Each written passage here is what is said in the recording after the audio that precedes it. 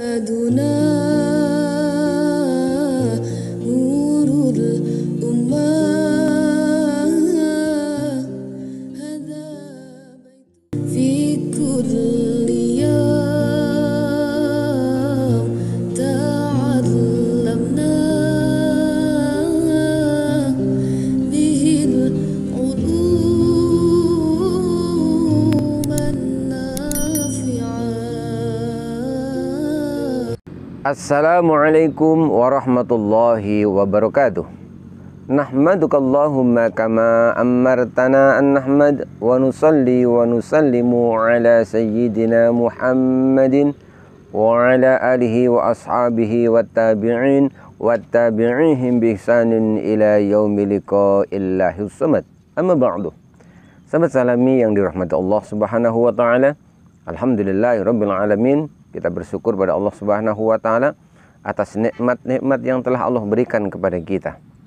Shalawat dan salam mudah-mudahan Allah limpahkan kepada junjungan kita, pemimpin kita Rasulullah Muhammad sallallahu alaihi wasallam.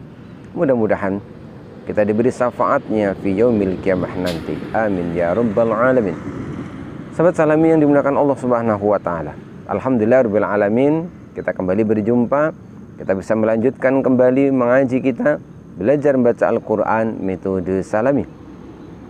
Terima kasih Anda masih mengikuti pembahasan-pembahasan yang kami sampaikan. Mudah-mudahan setiap tema yang kami berikan bermanfaat untuk memperbaiki bacaan Al-Quran kita. Amin ya rabbal alamin. Sahabat salami yang dimuliakan Allah Subhanahu wa taala, pada kesempatan kali ini kita akan membahas beberapa ayat di dalam surat An-Nisa, di mana ayat-ayat tersebut kita perlu mewaspadainya ketika membaca, agar supaya saat kita membacanya kita tidak keliru. Kita mulai dengan yang pertama, yaitu ayat yang pertama. Perhatikan baik-baik. Bismillahirrahmanirrahim. Ya ayyuhan nasu taqu rabbakumul ladzi khalaqakum min nafsin wahidatin wa khalaqa minha zawjaha wa bassa minhuma rijalan katsiran wa nisaa. Perhatikan pada lafaz yang terakhir, yaitu wanisaan. Saat waqaf, saat kita menghentikan bacaan Al-Quran, kita baca wanisaa. Apa sebab? Ingat di antara kaidah waqaf bahwa apabila kita waqaf pada satu lafaz, kemudian huruf terakhirnya berharokat fathatain, maka cara waqafnya adalah dengan mengganti fathatain atau fathah tanwin tersebut menjadi fathah panjang. Kaidah tajwid ini lazim disebut dengan istilah mad iwad, yaitu bacaan panjang yang terjadi karena terjadi penggantian fathah tanwin diganti menjadi fathah panjang.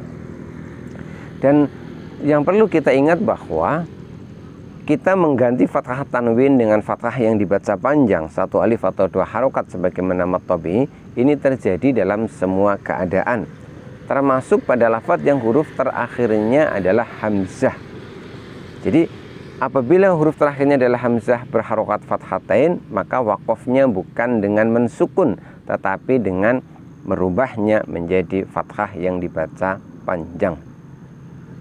Kemudian ayat yang berikutnya kali ini adalah ayat yang ke-47. Simak baik-baik.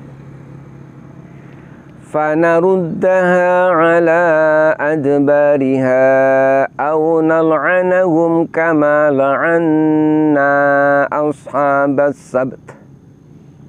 Perhatikan pada lafaz yang terakhir, sabt. Untuk lafaz seperti ini, cara wakafnya adalah dengan mensukun dua huruf yang terakhir. Apa sebab kita mensukun dua huruf terakhir? Karena sebelum huruf yang terakhir telah sukun, sedangkan huruf yang paling akhir memang harus disukun. Karenanya sekali lagi kita mensukun dua huruf terakhir. Kemudian di dalam kaidah tajwid bahwa apabila huruf hijaiyah itu bertanda sukun, maka harus ditampakkan dengan jelas makhraj dan sifatnya.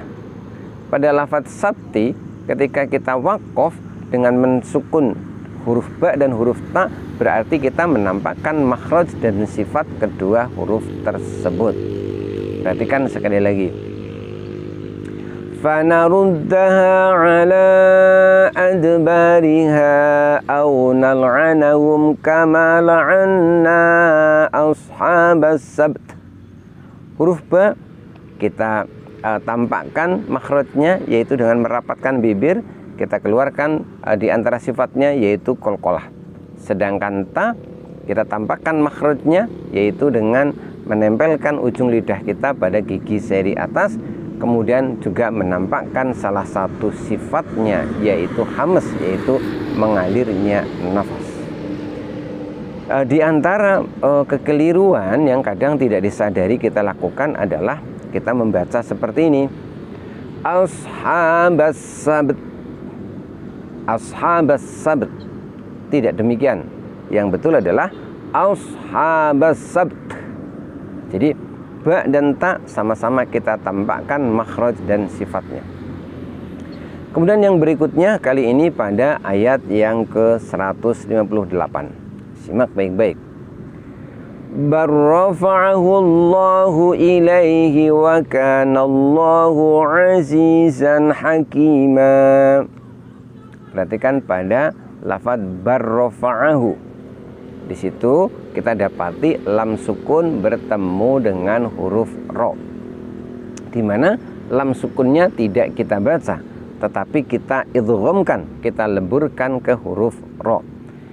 Dalam ilmu tajwid ini kaidahnya adalah idgham mutaqaribain, yaitu leburnya huruf ke huruf yang berikutnya, atau leburnya huruf sukun ke huruf berharokat setelahnya dikarenakan makhrajnya berdekatan.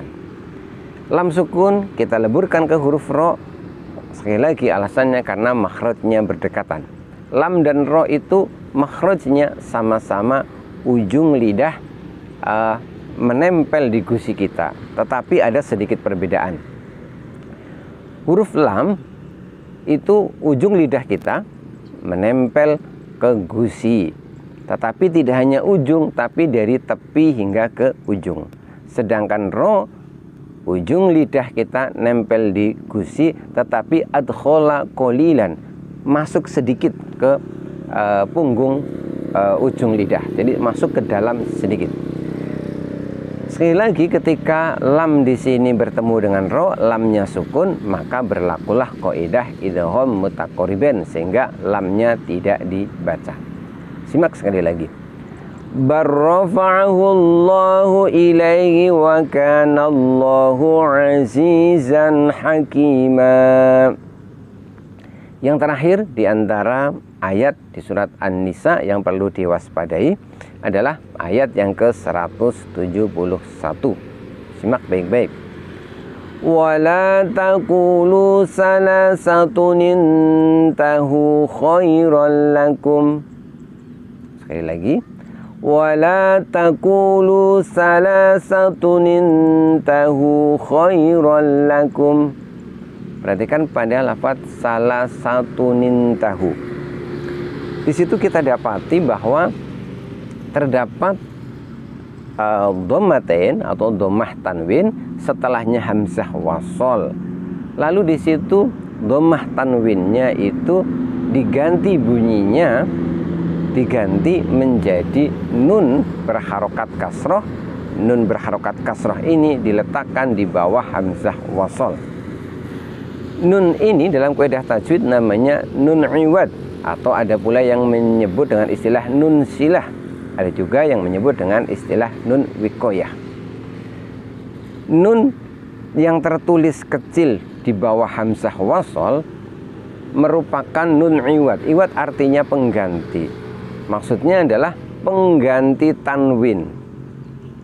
Kenapa harus diganti? Karena tanwin itu adalah bunyi huruf sukun, kemudian bertemu dengan hamzah wasol, kemudian setelahnya huruf sukun, maka terjadilah pertemuan dua huruf sukun.